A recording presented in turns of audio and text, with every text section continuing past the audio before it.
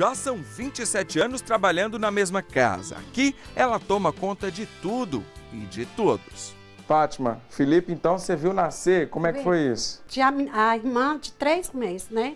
Aí ela chegou para mim e falou, Fátima, estou grávida. Eu falei, seja bem-vindo, mais um na família. Aí ela arrumou a pessoa para cuidar, mas eu sempre ali, do lado. Cresceu, agora tá esse rapaz bonito, maravilhoso, uma pessoa bacana, estudioso, entendeu? Gosta muito dele. Demais. Quem vê Fátima assim tem a certeza de que ela se sente em casa. Passa, lava, faz café, tira a poeira, limpa o chão, não para um minuto. É muita coisa que cansa só de olhar, mas entre um a fazer e outro, eu pedi para a Fátima sentar aqui com a gente, dar uma pausa, né, Fátima?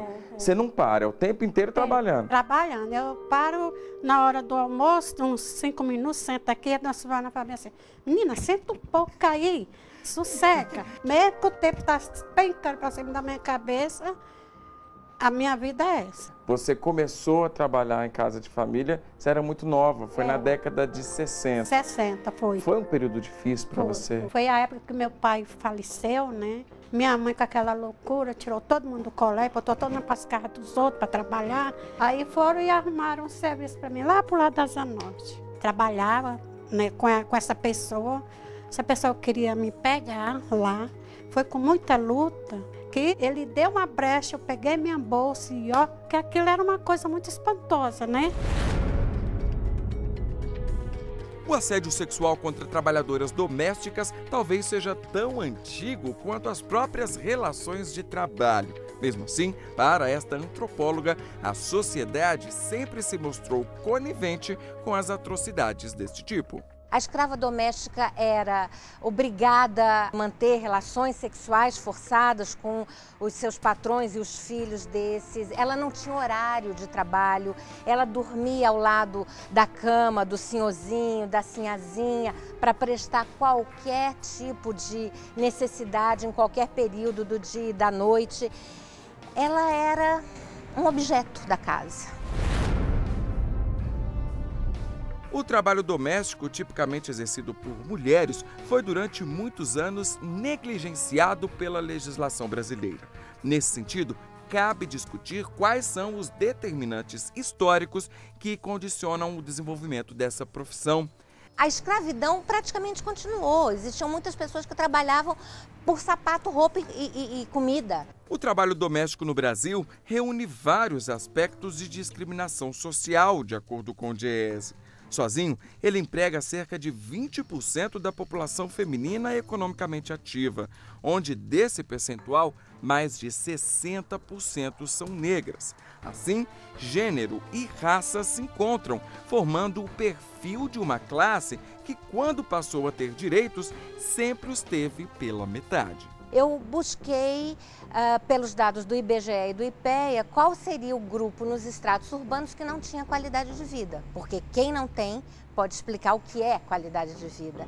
E assim eu me deparei com as mulheres negras que ou eram empregadas domésticas, ou tinham sido empregadas domésticas, ou eram filhas ou netas de empregadas domésticas. As idosas são analfabetas, foram levadas das suas moradias, normalmente no interior, entre 10 e 13 anos de idade, para trabalhar em casas de família, muitas vezes assumindo todo o trabalho doméstico para uma família inteira. Às portas do século XXI, Samara teve que procurar a justiça depois de sofrer maus tratos e xingamentos do patrão. O ano era 1998. À época, trabalhava mais de 12 horas por dia e sem almoço. Como ela não poderia falar sobre a negligência do meu trabalho, então ela partia para agressão verbal. Eu não dei aviso prévio nem nada, simplesmente peguei as minhas coisas que estavam na residência dela e saí. Aí eu tive que recorrer na antiga, delegacia do trabalho, que ela fizesse o meu pagamento. Em 2008, aí eu engajei na luta, da questão de luta para as trabalhadoras domésticas.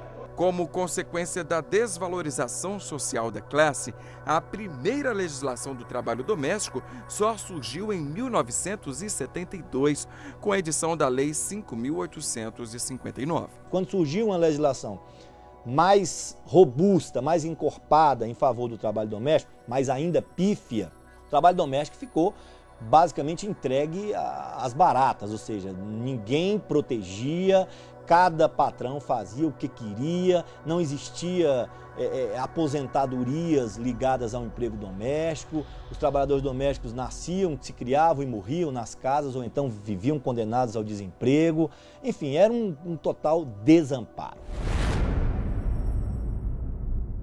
Uma lacuna de 2 décadas revelam mais uma vez o descaso com a profissão do lar. Foi só em 1988 que novos direitos apareceram. Apesar da figura do trabalhador doméstico ter sido excluída da Constituição Federal, o texto, mesmo que de forma indireta, representou algumas mudanças. 13º salário, férias, as férias já vinham na Lei 5859, direitos que eram o aviso prévio, né? Direitos que eram dos trabalhadores urbanos e que eles também passaram a assegurar os trabalhadores domésticos. Nas décadas seguintes, os movimentos de mulheres encontravam-se mais fortalecidos, o que possibilitou alterações importantes na Lei de 1972. As férias que eram de 20 dias, pela Lei de 72, passaram a ser de 30 e também estenderam em 2006 a questão da estabilidade da gestante a partir da concepção até 5 meses após o parto, que não havia.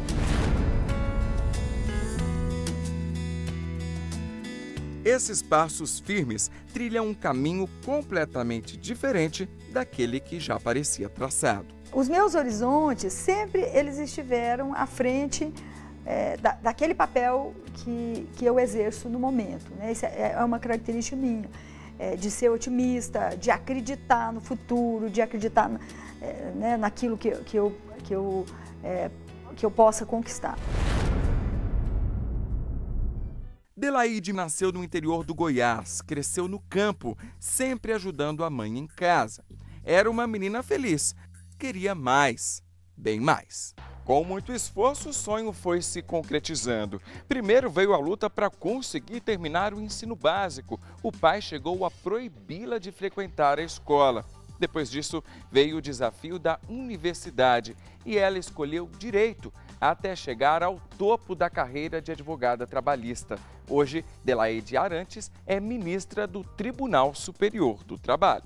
Se não é essa perspectiva do que eu acreditava que era possível conquistar, certamente eu estaria lá na roça, que não é nenhum demérito, né? Eu valorizo muito as pessoas que estão lá na roça até hoje, mas não teria conquistado novos horizontes, né? Antes de chegar aqui, antes mesmo de se formar na faculdade, Delaide saiu do interior e foi morar sozinha em Goiânia. Sem dinheiro, trabalhou como empregada doméstica, afinal, era o que ela sabia fazer. Foi uma experiência muito interessante, porque também me colocou na frente de luta pelos direitos dos trabalhadores domésticos, né? E olha que a Corte do Tribunal Superior do Trabalho é composta por 6 mulheres em meio a 21 homens. Uma conquista e tanto. Estar no Tribunal Superior do Trabalho, percorrendo o caminho que eu percorri, realmente é uma grande conquista. E o exemplo vem de casa. Selma é a mão direita de Delaide nos afazeres domésticos há quase 30 anos. É uma relação de amizade grande, de consideração grande, mas nós respeitamos a identidade dela de empregada. Não pode haver essa mistura de que, ela é minha amiga, não precisa assinar carteira porque ela é igual filha. Esse é um discurso que precisa ser combatido. Eu tive que lutar na justiça para ter meus direitos reconhecidos. Nós precisamos acreditar, precisamos ser positivas e ir atrás do nosso sonho. Acreditar sempre.